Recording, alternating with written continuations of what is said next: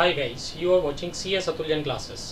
देखो, हम लोगों ने बेलमेंट एंड प्लेज वाला चैप्टर स्टार्ट किया हुआ था एंड लास्ट क्लास में हम लोगों ने क्या डिस्कस किया था? Rights and duties. किसकी? बेली की भी और बेलर की भी। लास्ट क्लास में हम लोगों ने सिर्फ राइट्स एंड ड्यूटीज़ डिस्कस किए थे, बेली की भी और बेलर की भी। इसी चैप्टर को आज हम लोग आगे कंटिन्यू कर रहे हैं। देखो तो देखो भाई, आज सबसे पहले हम लोग डिस्कस कर रहे हैं टर्मिनेशन ऑफ बेलमेंट। मीन्स किन किन केसेस में आपका जो बेलमेंट वाला कॉन्ट्रैक्ट था वो टर्मिनेटेड माना जाएगा। मीन्स आपके राइट्स एंड ड्यूटीज सब खत्म हो जाएंगे। राइट? किन किन केसेस में? Number 1, if the bailment is for a specified period. कहता है कि बेलमेंट स्पेसिफाइड पीरियड के लिए था एंड दैट स्पेसिफाइड पीरियड या स्टिपुलेटेड पीरियड एक्सपायर्स। तो मीन्स सीधी सी बात है, स्पेसिफाइड पीरियड के लिए था और वो पीरियड क्या हो जाता है? एक्सपायर हो जाता है। तो बेलमेंट क्या माना जाएगा? टर्मिनेटेड। नंबर 2 में आ जाओ, if the bailment is for specific purpose. तो इस बार पीरियड स्पेसिफिक नहीं है, इस बार पर्पस स्पेसिफिक है। तो जैसे ही वो पर्पस क्या हो जाएगा? फुलफिल्ड, तो भी बेलमेंट क्या माना जाएगा? बेलमेंट वाला कॉन्ट्रैक्ट क्या माना जाएगा? Terminated. Right? Third one is, if the bailee does any act with regard to the goods bailed which is inconsistent. Means कह सकते हैं bailee does any act which is inconsistent with the terms of bailment। मतलब बेली कुछ ऐसा काम कर रहा है जो कि कॉन्ट्राडिक्ट कर रहा है। राइट? जो कि इनकंसिस्टेंट है with the terms of bailment, मतलब वो ये काम नहीं कर सकता और फिर भी कर रहा है। ये तो एक तरह से ब्रीच ऑफ कॉन्ट्रैक्ट हो गया ना। तो ब्रीच ऑफ कॉन्ट्रैक्ट के केस में भी कॉन्ट्रैक्ट क्या माना जाएगा? टर्मिनेटेड। द बेलमेंट में B terminated by the baler, है ना। तो बेलर इस कॉन्ट्रैक्ट को टर्मिनेट कर सकता है even though the terms of the bailment has not expired. चाहे पढ़ी टर्म एक्सपायर हुआ हो या ना हुआ हो। ऐसे ही चाहे उसका जो पर्पस था वह अकम्प्लिश हुआ हो चाहे ना हुआ हो, है ना। Has not been accomplish, it doesn't make any difference. तो फर्स्ट पॉइंट क्या हुआ? पीरियड स्पेसिफाइड था, वो खत्म हो गया। नंबर 2 क्या था? पर्पस स्पेसिफाइड था, वो पर्पस अकम्प्लिश हो गया। नंबर 3 क्या हुआ? बेली कुछ ऐसा काम कर रहा है जो ब्रीच ऑफ कॉन्ट्रैक्ट है, breach of contract of bailment, तो बेलर इसको टर्मिनेट कर सकता है। नंबर 4 में क्या हुआ? कहता है अगर ये कॉन्ट्रैक्ट कौन से वाला था? ग्रेशियस बेलमेंट था। ग्रेशियस बेलमेंट मतलब विदाउट एनी कोज, विदाउट कोज, है ना, विदाउट कोज, बिना किसी कारण के, या कोई कहना चाहिए चैरिटी कर रहे थे आप, इस तरह का बेलमेंट था, चैरिटेबल बेलमेंट था, है ना। A gracious bailment can be terminated by the bailor at any time. कहते हैं ग्रेशियस बेलमेंट को तो आप कभी भी टर्मिनेट कर सकते हैं, even before the specified time और पर्पस इज अचीव्ड। कहते हैं जो ग्रेशियस बेलमेंट है उसको बेलर कभी भी टर्मिनेट कर सकता है, चाहे पढ़ी स्पेसिफाइड टाइम एक्सपायर हुआ हो चाहे ना हुआ हो, चाहे पर्पस अकम्प्लिश हुआ हो चाहे ना हुआ हो, है ना। ठीक है, subject to the limitation, but इस केस में एक लिमिटेशन भी है, दैट वेयर सच टर्मिनेशन। कहता है अगर इस टर्मिनेशन की वजह से लॉस हो गया in excess of benefit actually derived by the bailee, bailee को इतना प्रॉफिट नहीं हुआ जितना लॉस हो गया, the bailor must indemnify the bailee. तो उस केस में बेलर को क्या करना पड़ेगा? इंडेमनीफाई करना पड़ेगा बेली को, मतलब कंपनसेशन देना पड़ेगा। 5th पॉइंट में क्या कहना चाह रहे हैं? Gracious bailment is terminated by the death. कहता है अगर ग्रेशियस बेलमेंट था तो अगर डेथ हो जाती है आइदर ऑफ द बेलर और बेली, या तो बेलर की डेथ हो जाती है या बेली की डेथ हो जाती है, तो उस केस में भी ये कॉन्ट्रैक्ट क्या माना जाएगा? टर्मिनेटेड। तो 5 केसेस हो गए। स्पेसिफाइड टाइम, स्पेसिफाइड पीरियड था वो खत्म हो गया, पर्पस स्पेसिफाइड था, अकम्प्लिश हो गया, बेली ने ब्रीच ऑफ कॉन्ट्रैक्ट किया। नंबर 4 ग्रेशियस बेलमेंट है तो कभी भी आप टर्मिनेट कर सकते हैं।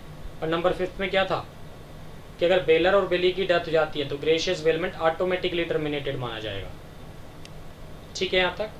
चलो जी, अब नेक्स्ट पॉइंट पे आते हैं। देखो नेक्स्ट पॉइंट क्या है? Finder of lost goods, section 71। ये भी एक तरह से बेलमेंट में ही कवर अप होता है, फाइंडर ऑफ लॉस्ट गुड्स। तो देखो भाई, next topic is finder of lost goods. Finder of lost goods होता क्या है? फाइंडर ऑफ लॉस्ट गुड्स का मतलब वो ये कहना चाह रहा है, देखो कि मान लो मेरा कोचिंग इंस्टीट्यूट है, राइट, और कोई स्टूडेंट मोबाइल फ़ोन भूल जाता है यहाँ और आपको मिल जाता है, तो फाइंडर ऑफ लॉस्ट गुड्स कौन है? आप हो। और ये सेक्शन 71 पता है क्या कहना चाह रहा है? वो ये कहना चाह रहा है इस गुड्स का ट्रू ओनर कौन कहलाएगा?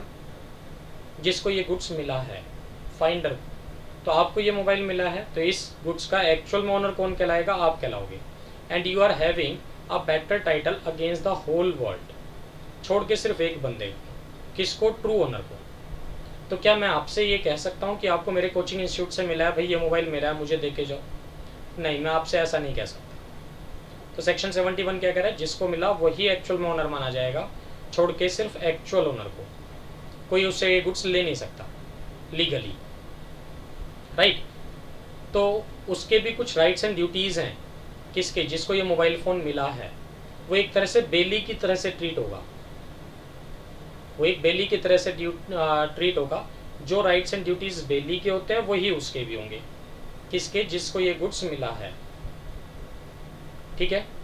उसकी ड्यूटी है कि उसकी ड्यूटी है, फाइंडर की ड्यूटी है, क्या ड्यूटी है? To trace out the true owner, कि ट्रू ओनर को ट्रेस आउट करने की वो पूरी कोशिश करेगा, और अगर ट्रू ओनर मिल जाता है तो उसको ये गुड्स वापस दे देगा। उसके कुछ राइट्स भी हैं कि अगर ट्रू ओनर को फाइंड आउट करने में उसने कुछ खर्चे किए हैं तो वो किससे रिकवर करेगा? ट्रू ओनर से।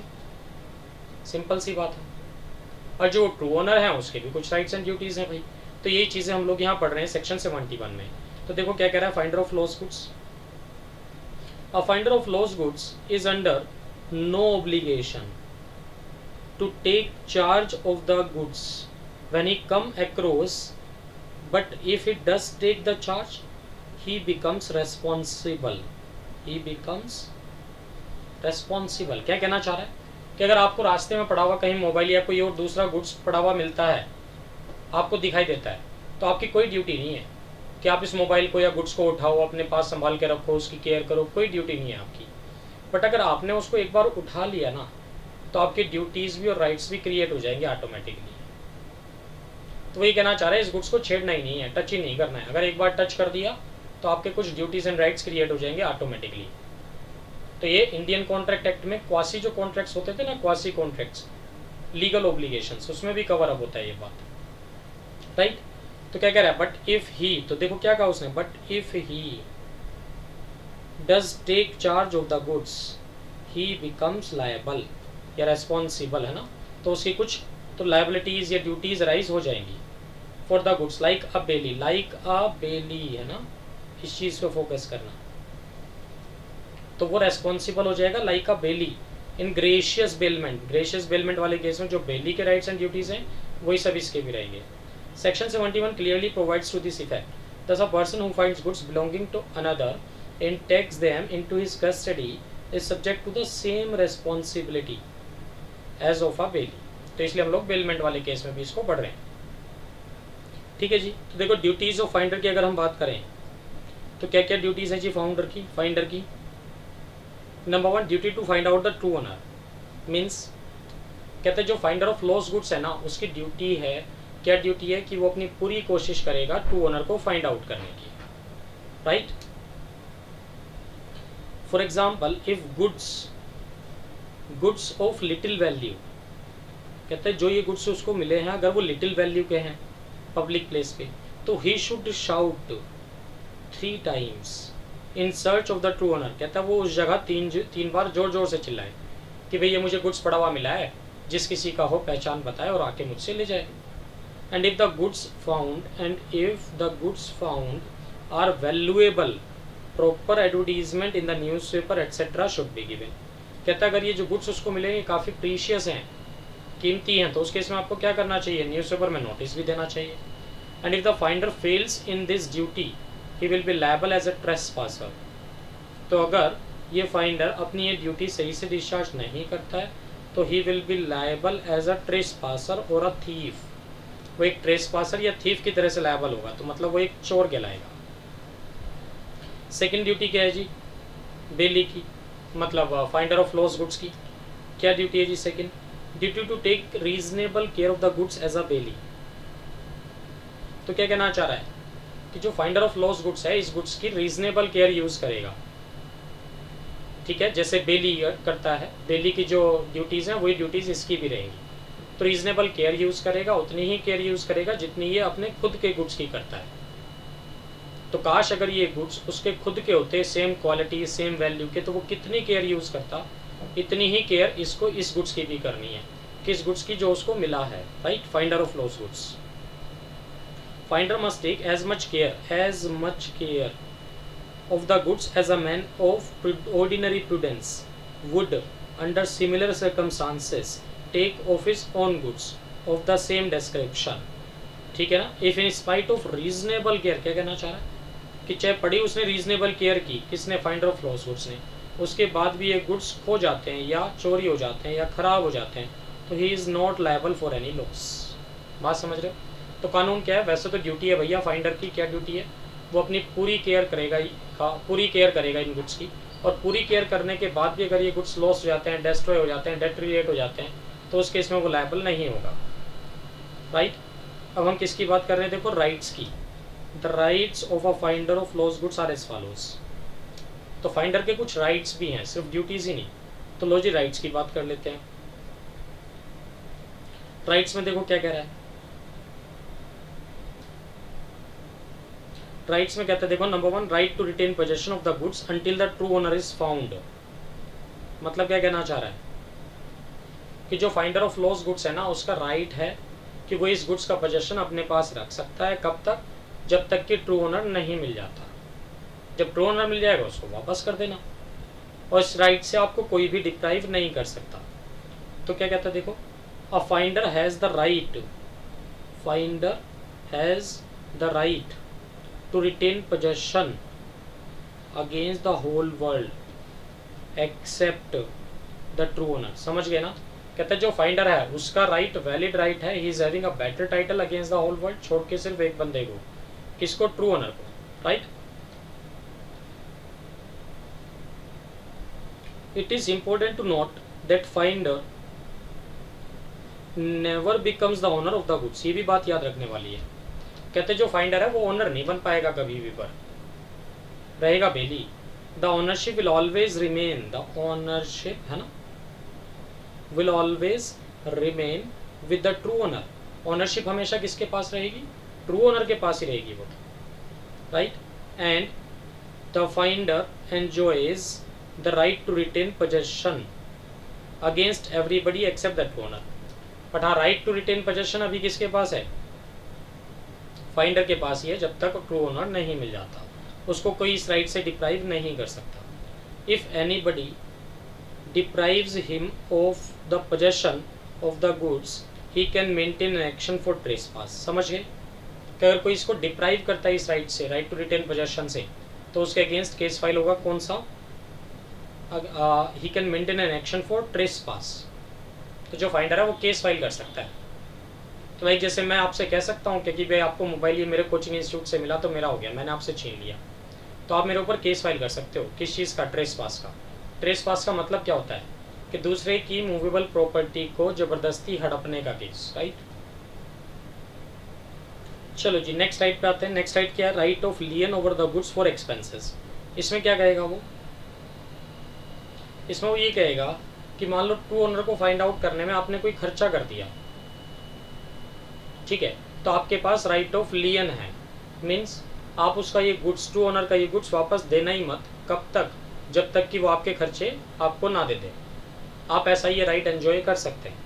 क्या कह रहा है देखो, a finder has a right to retain the goods, right to retain the goods against the true owner until he receives reasonable compensation, ठीक है, for trouble and expenses incurred by him to preserve the goods and to find out the true owner.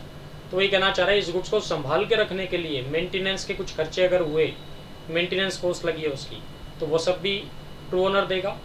ठीक है. और true owner को find out करने में जो खर्चा हो वो सब भी ट्रू ओनर देगा. और जब तक वो ये सारे खर्चे ना दे दे आप उसका गुड्स वापस मत करना. राइट ऑफ लियन आप यूज़ कर सकते हैं. राइट. बट एक चीज़ और खास बात लिखी है देखो, but he has no right to file a suit against the owner to recover the expenses incurred by him because there is no contract between him and the true owner. क्या कहना चाह रहा है, कहता है देखो आप खर्चों के लिए केस फाइल नहीं कर सकते, ये बात याद रखना बस. मीन्स जैसे ही ट्रू ओनर आया क्या कह रहा है, लाओ जी मेरा गुड्स दे दो. ठीक है. आपने कहा मेरे खर्चे, कहता है खर्चे भी देंगे, पहले गुड्स तो दो. तो पहले उसने गुड्स ले लिया और अब खर्चों को क्या कह रहा है, मैं नहीं देता जी. तो क्या आप लीगली केस फाइल कर सकते हैं कोर्ट में, कहते हैं नहीं. क्यों, आप दोनों के बीच में कोई प्रिविटी ऑफ कॉन्ट्रैक्ट इस तरह का नहीं था.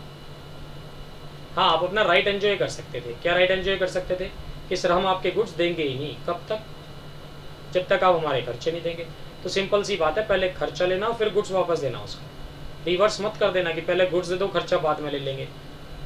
अगर वो नहीं देता ना बाद में खर्चा, तो केस फाइल नहीं कर सकते आप उसके लिए। फिर क्लियर है बात मेरी? तो वो यही कहना चाह रहा है कि राइट ऑफ लियन यूज़ करो, राइट टू श्यू अवेलेबल नहीं है। नहीं, ये कहना चाह रहा है। लिख दो इसके साथ शॉर्ट में, याद रहेगा एग्जाम में। लो जी, राइट ऑफ लियन तो है आपके पास, बट राइट टू श्यू नहीं है, ये बात याद रखना। राइट टू श्यू नहीं है। चलो जी, नेक्स्ट राइट पे आते हैं। देखो नेक्स्ट राइट क्या कहता है आपसे, right to sue for reward. मतलब वो ये कहना चाहता है रिवॉर्ड के लिए तो आप केस फाइल कर सकते हैं भाई। रिवॉर्ड मतलब समझ गए ना, इनाम के लिए तो केस फाइल आप फिर भी कर ही सकते हैं। तो मीन जो ट्रू ओनर था उसने इनाम डिक्लेयर किया हुआ था कि भाई जो भी कोई मेरा ये मोबाइल या गुड्स या पर्स ढूंढ के लेके आएगा मैं उसको उचित इनाम दूंगा। ठीक है, बाद में वो भी इनाम देता नहीं है, आप उसका गुड्स वापस भी दे देते हो, तो आप लीगली केस फाइल कर सकते हो उस पर। तो इनाम के लिए तो केस फाइल कर सकते हैं, बट खर्चों के लिए केस फाइल नहीं कर सकते।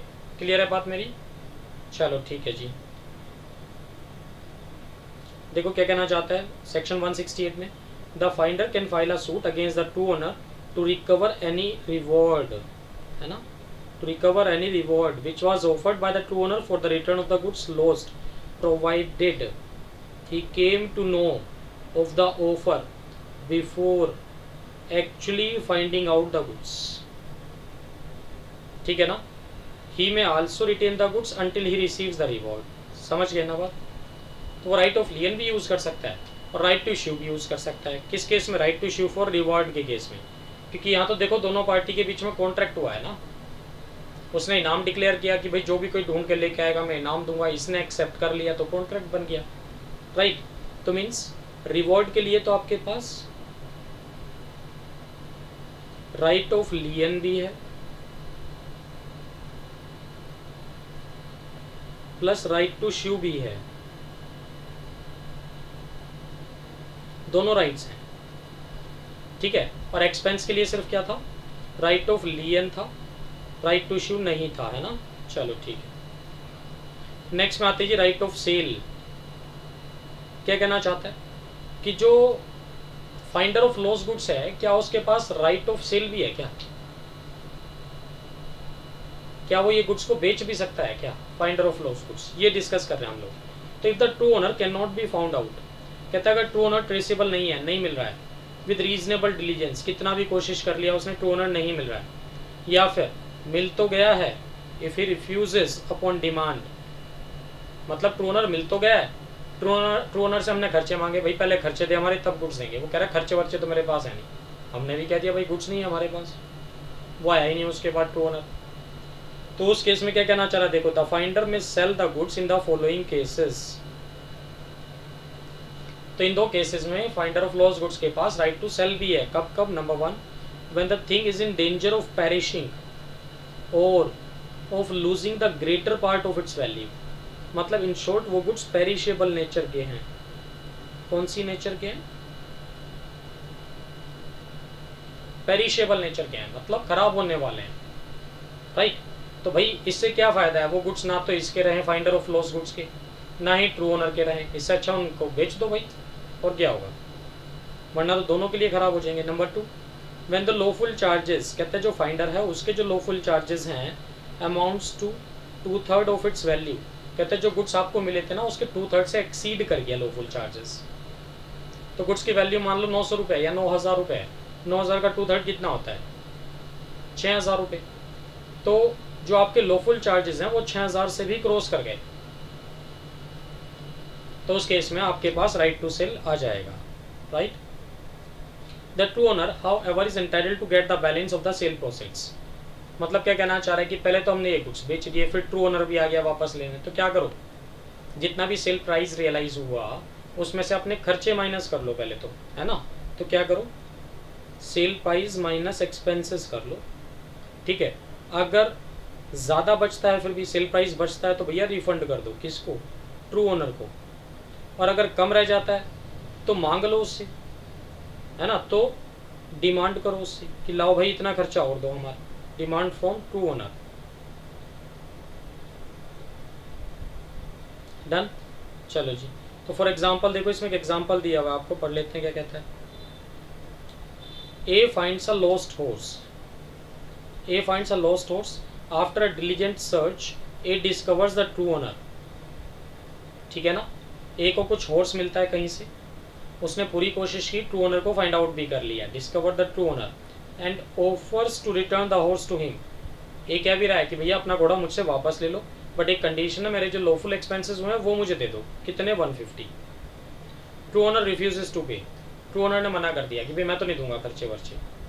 तो A can not file a suit for the recovery of the expenses, तो जो फाइंडर था वो खर्चों के लिए केस फाइल नहीं कर सकता। In the absence of privity of the contract he cannot also sell the horse until his lawful charges amount to 2/3। ये भी बात है, कहते हैं जब तक उसके खर्चे 2/3 से ज़्यादा ना हो जाएं तब तक वो इस हॉर्स को बेच भी नहीं सकता।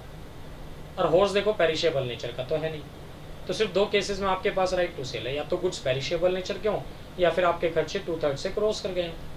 अगर दोनों में से किसी में भी फॉल आउट नहीं करते तो आपके पास राइट टू सेल नहीं है, ये कहना चाह रहा है। ठीक है जी, तो देखो बेलमेंट वाला पार्ट हमारा यहाँ कंप्लीट हो जाता है। अब हमें ये नया टॉपिक शुरू करना है, दैट इज प्लेज और पॉन। तो बेलमेंट कंप्लीट हो जाता है, क्या शुरू करना है अब हमें? प्लेज। अब एक क्लास इसमें और लगेगी, जो बाकी कॉन्सेप्ट बचा है, प्लेज है, difference between bailment and pledge है, ठीक है, और जो रेजिडरी प्रोविजन है, इसमें एक क्लास हमारी और लगेगी इस चैप्टर में।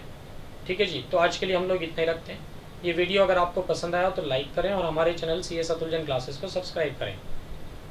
Right? Thanks for watching CS Atuljan classes.